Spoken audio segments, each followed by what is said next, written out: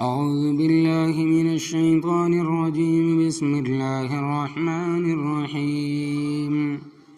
يا أيها الذين آمنوا لا تتخذوا بطانة من دونكم لا يعلونكم خبالا ودوا ما عنتم قد بدت البغضاء من أفواههم وما تخفي صدورهم أكبر قد بينا لكم الآيات إن كنتم تعقلون. ها أنتم أولئك تحبونهم ولا يحبونكم وتؤمنون بالكتاب كله وإذا لقوكم قالوا آمنا وإذا خلوا عضوا عليكم الأنامل من الغيظ قل موتوا بغيظكم إن الله عليم بذات الصدور. إن تمسسكم حسنة تسوهم وإن تصبكم سيئة يفرحوا بها وإن تصبروا وتتقوا لا يضركم كيدهم شيئا إن الله بما يعملون محيط. لفظی ترجمہ.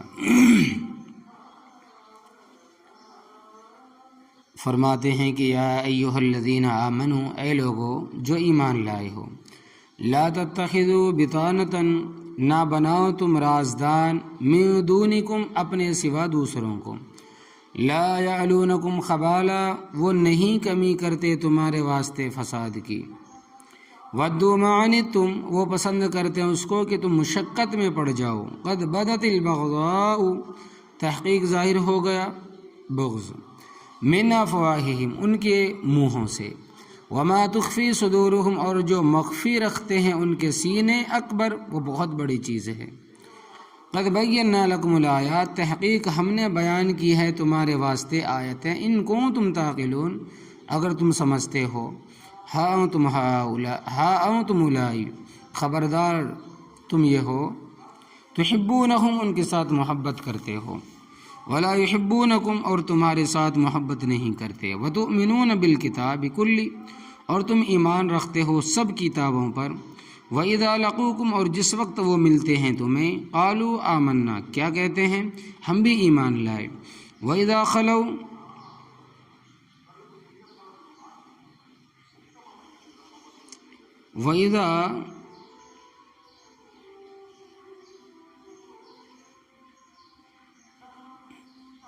وَإِذَا خَلَوْا، اور جس وقت وہ الگ ہوتے ہیں،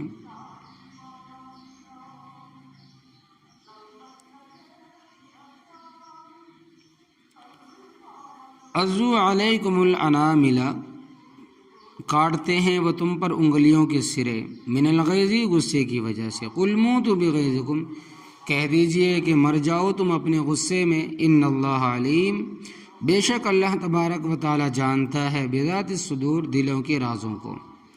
ان تمسسکم حسنۃ، اگر پہنچتی ہے تمہیں راحت، تسوہم، نہیں بری لگتی ہے، وَإِن تُصِبْكُمْ سَیِّئَةٌ، اگر پہنچتی ہے تمہیں تکلیف، تفرحوا بها، تو اس پر وہ خوش ہوتے ہیں، وَإِن تَصْبِرُوا، اور اگر تم صبر کرو، وَتَتَّقُوا، اور اللہ تبارک و تعالیٰ سے ڈرتے رہو، لَا يَضُرُّكُمْ كَيْدُهُمْ شَيْئًا، نہیں نقصان پہنچائے گی تمہیں ان کی تدبیر کچھ بھی، ان اللہ بما تعملون، بے شک اللہ تبارک و تعالیٰ جانتا ہے جو کچھ وہ عمل کرتے ہیں، محیط، احاطہ کرنے والا ہے. اس سے پہلی آیات میں اس چیز کا بیان تھا کہ عقیدے کی خرابی کی وجہ سے اعمال برباد ہو جاتے ہیں. آج کی آیات میں اللہ تبارک و تعالیٰ نے ایمان والوں کو حکم دیا ہے کہ بد عقیدہ لوگوں کے ساتھ تمہارا دوستانہ نہیں ہونا چاہیے، کیونکہ دوستی نرمی ہوتی ہے اور مومن ویسے ہی نرم ہوتے ہیں. اللہ تبارک و تعالیٰ کا ارشاد ہے کہ حماء بینہم، رحم دل ہے آپس میں، یعنی ایک دوسرے کے ساتھ بڑی شفقت کرتے ہیں.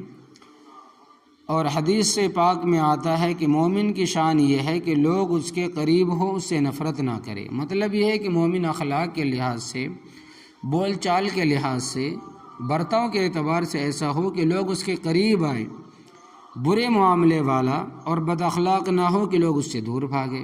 ظاہر بات ہے کہ جو زبان اور معاملے کا برا ہوگا اس کے قریب کون آئے گا. اور یہ بھی حدیث میں آتا ہے کہ المؤمن غر کریم،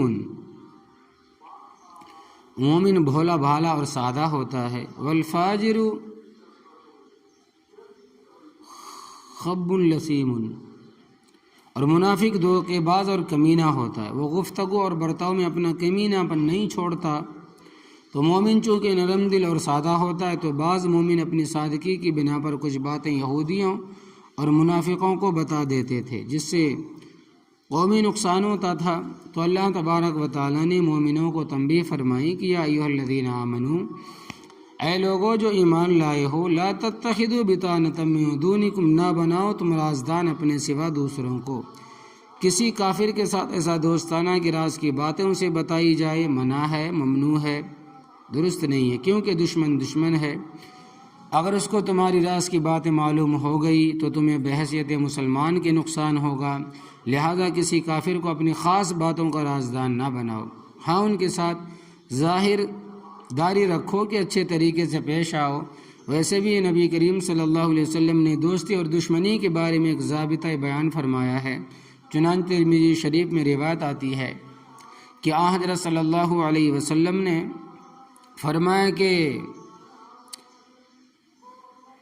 کسی کے ساتھ دوستی کرو تو اعتدال کے ساتھ، اتنے گھل مل نہ جاؤ کہ ساری راز کی باتیں بتا دو، بلکہ استدلال کی حدود میں رہ کر، ہو سکتا ہے کسی وقت تیرا دشمن ہو جائے تو تمہاری ساری جو برائیاں ہیں وہ کھول دے اور تمہیں زخم پہنچائے۔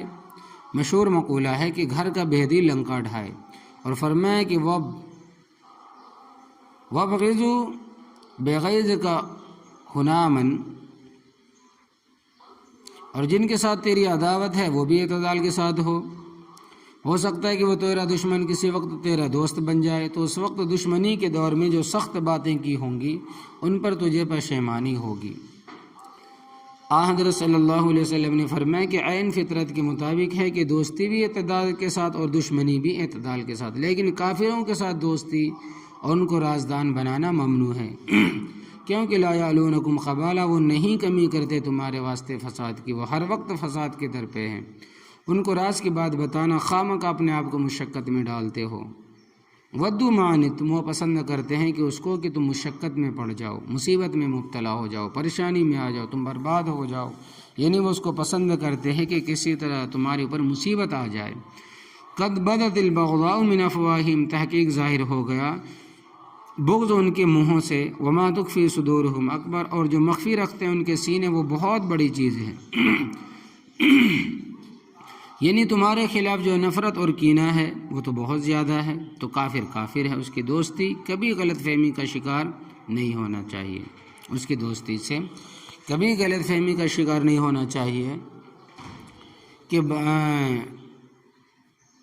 کہ انہیں تمہارے لیے کھیل کے لیے بلایا ہے اور تم کھیل میں جیت گئے تو بہانے ڈالنا شروع کر دیے، ٹھیک ہے کھیل میں تم کامیاب ہو گئے، جیت لیا تو کیا ہو گیا، انہوں نے تمہارے کروڑوں روپے کے بنکر تباہ کر دیے، مجاہد شہید کر دیے، اس پر تمہیں رونا چاہیے کہ کس چیز کے لڈو بانٹتے ہو۔ کھیل جیت کر تم نے پاکستان کو ہرایا یا پاکستان ہندوستان کو ہرایا، کوئی فتح کر لیا، دشمن ہے، اس کو دشمن ہی سمجھو۔ حضرت صلی اللہ علیہ وسلم کا فرمان ہے کہ ایک وقت آئے گا کہ تمہاری ہندوستان کے ساتھ سخت لڑائی ہوگی کہ طرفین سے کوئی قسمت والا ہی بچے گا۔ میں تو سمجھتا ہوں کہ وہ وقت تو قریب ہی آ گیا، معلوم نہیں کب جنگ چھڑ جائے۔ قد بینا لکم الآیات، تحقیق ہم نے بیان کی ہے تمہارے واسطے آیتیں، ان کنتم تعقلون، اگر تم عقل اور سمجھ رکھتے ہو تو ان آیتوں پر عمل کرو، اور کافر پر کسی وقت بھی اعتماد نہ کرو، کافر بڑا مکار اور چال باز ہوتا ہے۔ جنگ بدر کے موقع پر ایک کافر جاسوسی کے لیے آیا، بڑی میٹھی اور نرم زبان رکھتا تھا، مسلمانوں کے ساتھ بڑی بڑی نرم باتیں کی، کہنے لگا کہ میں کلمہ پڑھتا ہوں، دیکھو اس میں کوئی غلطی تو نہیں ہے، اور قرآن پاک کی کچھ جو صورتیں بھی اس کو یاد تھی وہ بھی اس نے سنائی، اور مسلمانوں کے اعتماد میں لینے کی پور کوشش کی۔ بعض صحابہ کرام رضی اللہ تعالی عنہم نے سمجھا کہ یہ تو ہمارا پختہ مسلمان بھائی ہے، کہ اس نے بعض وہ مسائل بیان کیے جن کا ہمیں بھی علم نہیں ہے اور بڑے مسائل بیان کر رہا ہے، اور جو صحابہ کرام رضی اللہ تعالیٰ عنہ بڑے زیرک اور ذہین تھے ان کو شک پڑا، کیونکہ اللہ تبارک و تعالیٰ نے سب کو برابر سمجھ عطا فرمائی، ہر دور میں ذہین بھی ہے اور غبی بھی، تو انہوں نے پکڑا اور چھترول کی یعنی کہ بدتمیزی کی، تو مان گیا کہ میں جاسوس ہوں۔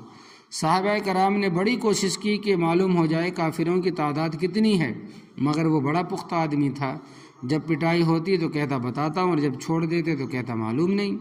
تو حضرت صلی اللہ علیہ وسلم نے فرمایا کہ سختی نہ کرو، اس کو میرے پاس لاؤ۔ نبی کریم صلی اللہ علیہ وسلم کے پاس لایا گیا تو نبی کریم صلی اللہ علیہ وسلم نے بڑی نرمی سے دریافت فرمایا کہ تیرا نام کیا ہے اور تو کس قبیلے سے تعلق رکھتا ہے، تیرا باپ کا کیا نام ہے؟ یہ دریافت کرنے کے بعد آپ صلی اللہ علیہ وسلم نے فرمایا کہ مکے سے تم کتنے آدمی آئے ہو؟ کہنے لگا کہ مجھے نہیں معلوم۔ تو آپ صلی اللہ علیہ وسلم نے فرمایا کہ اچھا یہ بتاؤ کہ کھانے کے لیے تم روز کتنے اونٹ ذبح کرتے ہو؟ کہنے لگا کہ 10 اونٹ۔ تو آپ صلی اللہ علیہ وسلم نے فرمایا کہ 1000 آدمی ہے انشاءاللہ تبارک و تعالی، کیونکہ ایک اونٹ 100 آدمی کے لیے کافی ہے۔ اور واقعی آپ صلی اللہ علیہ وسلم نے اندازہ صحیح لگایا تھا۔ تو اس انداز سے آپ صلی اللہ علیہ وسلم نے اس حالات سے معلوم فرمائے جتنے بھی باطل لوگ ہیں وہ اپنے مشن میں سخت ہیں۔ الحمدللہ جن کو اللہ تبارک و تعالی نے ایمان کی توفیق عطا فرمائی ہے وہ پختہ مسلمان ہیں۔ ان بیچاروں کے جسم سے گوشت نوچا جا سکتا، ان کی رگیں کاٹی جاتی ہے، لیکن ایمان نہیں چھوڑتے، اپنے مشن سے نہیں ہٹتے۔ تو اس وقت کشمیر میں جو قیدی ہے ان کے حالات معلوم کرو کہ ان پر کتنا ظلم ہو رہا ہے اور کیا کیا سختیاں کی جا رہی ہیں، اور عورتوں پر کتنا ظلم ہو رہا ہے، اور ہماری بغیرت حکومت مظلوموں کی نصرت کی بجائے کافروں سے صلح کی اپیلیں کرتی ہے، اور ہمارے حکمران کہتے ہیں کہ ہم نے تمہارے ساتھ جنگ نہیں کرنی، ہمارے ساتھ صلح کرو، حالانکہ کافروں کو صلح کی دعوت دینا ناجائز ہے۔ اللہ تبارک و تعالیٰ کا ارشاد ہے کہ فَلَا تَهِنُوا وَتَدْعُوا إِلَى السِّلْمِ، بس تم ہمت نہ ہارو اور دشمنوں کو صلح کی طرف نہ بلاؤ۔ ہاں اگر وہ خود صلح کی پیشکش کریں تو سوچو اور غور و فکر کرو، اگر فائدہ ہے تو کر لو۔ چنانچہ اللہ تبارک و تعالیٰ فرماتے ہیں کہ وَإِن جَنَحُوا لِلسَّلْمِ فَاجْنَحْ لَهَا، اور اگر یہ لوگ صلح کی طرف مائل ہو تو تم بھی صلح کی طرف مائل ہو جاؤ۔ وَتَوَكَّلْ عَلَى اللَّهِ، اور اللہ تبارک و تعالیٰ پر بھروسہ رکھو۔ قانون تو یہ ہے کہ مگر تم خود جا کر کہتے ہو کہ صلح کر لو، جنگ نہ کرو۔ مسلمانوں میں اتنی کمزوری، اصل بات یہ ہے کہ مسلمان ہو تو تب ہے نا، مسلمان ہی نہیں۔ اور جب مسلمان تھے ایک موقع پر تو حضرت صلی اللہ علیہ وسلم نے فرمایا کہ اقصولی من تلقت بالاسلام، میں یلقت بالاسلام، مجھے مردم شماری کر کے بتاؤ کہ مسلمان کتنے ہیں۔ مردم شماری والے افسر نے آ کر بتایا کہ نحن ما بین 600 الی 700، ہم 6000 کے درمیان ہے، یعنی 600 سے زائد ہے، اور 700 پورے نہیں ہوتے، یعنی کہ 6000 نہیں 600 اور 700 کے قریب۔ صحابہ کرام نے سوال کیا کہ حضرت مردم شماری کرائی ہے، خیر ہے کوئی ہم پر حملہ آور ہونا چاہتا ہے؟ تو نبی کریم صلی اللہ علیہ وسلم اگر یہ بات ہے تو آپ صلی اللہ علیہ وسلم پریشان نہ ہو، اگر آپ صلی اللہ علیہ وسلم ہمیں حکم دیں تو ہم پوری دنیا کے ساتھ ٹکرانے کے لیے تیار۔ اندازہ لگاؤ ہمت کا کہ ہمیں کفر نہیں مٹا سکتا۔ اور اس وقت جو ہندوستان کی 14 کروڑ کی تقریباً 35 کروڑ کی آبادی ہے اور کافروں سے ڈرتے ہیں اور صلح کی پیشکش کرتے ہیں اور کہتے ہیں کہ ہم نے جنگ نہیں کرنی، کیا اس طرح وہ تمہیں چھوڑ دیں گے؟ تمہارے ساتھ جنگ نہیں کریں گے۔ ان کی افرادی قوت اسلحہ کے مقابلے میں ہنما کی حقیقت وہ 90 کروڑ ہے، یعنی 100 کے کروڑ قریب ہے، اور ہم 14 یعنی کہ 35 کروڑ ہے، گویا ہم سے ان کی فوج 6 گنا زیادہ۔ اور یہی نسبت ہے اسلحہ کی ظاہری اسباب کو دیکھو، بچاؤ کی کوئی صورت نہیں۔ اگر بچاؤ کی صورت ہے تو ایمان اور عمل ہے، ایمان بڑی قوی اور عمل بڑی طاقت ہے، اس کا کوئی مقابلہ نہیں کر سکتا۔ کاش کہ یہ بات تمہیں سمجھ میں آ جائے۔ کافروں سے دوستی ختم کرے، ایمان عمل کو پختہ کرو کہ کافروں سے دوستی جائز نہیں۔ رب تعالیٰ فرماتے ہیں کہ ہاں انتم اولئک، خبردار اے مومنو تم یہ ہو، تحبونہم ان کے ساتھ محبت کرتے ہو، ولا یحبونکم، تمہارے ساتھ محبت نہیں کرتے، وتؤمنون بالکتاب کلی، اور تم ایمان رکھتے ہو سب کتابوں پر، یعنی تورات پر، زبور پر، انجیل پر، جتنے بھی صحیفے سب اللہ تبارک و تعالیٰ کی طرف سے نازل ہوئے، تم سب پر ایمان لاتے ہو، اور وآخری حتمہ دو قطعی کتاب کو نہیں مانتے۔ اسی طرح تم سارے پیغمبروں کو مانتے ہو اور وہ نبی کریم صلی اللہ علیہ وسلم کو نہیں مانتے۔ غیرت برابر ہونی چاہیے۔ وہ اتنے بخیل ہیں کہ تمہارے پیغمبر ایمان لانے کے لیے تیار نہیں، اور تم اتنے سخی کہ ان سے محبت کرو۔ ان کا حال یہ ہے کہ وَإِذَا لَقُوكُمْ، اور جس وقت وہ ملتے ہیں تمہیں، قالوا آمنا، کہتے ہیں کہ ہم بھی ایمان لائے۔ وَإِذَا خَلَوْا، اور جس وقت وہ الگ ہوتے ہیں یعنی تنہائی میں جاتے ہیں، تو عَضُّوا عَلَيْكُمُ الْأَنَامِلَ، کاٹتے ہیں وہ تم پر انگلیوں کے سرے، من الغیظ، غصے کی وجہ سے۔ قُلْ مُوتُوا بِغَیظِکُمْ، آپ صلی اللہ علیہ وسلم کہہ دیجئے مر جاؤ تم اپنے غصے میں۔ ان اللہ علیم بذات الصدور، بے شک اللہ تبارک و تعالی جانتا ہے، بے شک اللہ تبارک و تعالی جانتا ہے دلوں کے رازوں کو۔ یہودی منافقوں کا یہ حال ہے کہ ان تمسسکم حسنۃ تسؤہم، اگر پہنچتی ہے تمہیں راحت تو انہیں بری لگتی ہے، یعنی مسلمانوں کو فتح ہو جائے، غنیمت مل جائے تو بڑے پریشان ہوتے ہیں کیا ہوا۔ وَإِن تُصِبْكُمْ سَیئَّةٌ، اور اگر پہنچتی ہے تمہیں تکلیف، یفرحوا بها، تو وہ اس پر بہت خوش ہوتے ہیں۔ احد کے مقام پر 70 صحابہ شہید ہوئے، بہت سارے زخمی ہوئے، اور نبی کریم صلی اللہ علیہ وسلم کو عتبہ ابن ابی وقاص نے پتھر مارا۔ آپ صلی اللہ علیہ وسلم کے سامنے والے دونوں دانتوں کے ساتھ والا دانت شہید ہو گیا۔ ابن قیمیہ کافر نے تلوار ماری، خود کٹ گیا۔ آپ صلی اللہ علیہ وسلم کا چہرہ مبارک زخمی ہوا اور خون بہنے لگا۔ حضرت علی رضی اللہ تعالیٰ عنہ ڈول میں پانی لاتے تھے، اور فاطمہ الزہرا رضی اللہ تعالیٰ عنہا زخموں کو دھوتی تھی، خون رک جائے مگر خون نہ رکا۔ سادہ زمانہ تھا، جب خون نہ رکا تو پرانی چٹائی کا ایک ٹکڑا پڑا تھا، حضرت فاطمہ الزہرا رضی اللہ تعالیٰ عنہ نے اس کو جلا کر اس کے راکھ زخموں پر رکھ کے اس سے مسام بند ہو گئے اور خون رک گیا۔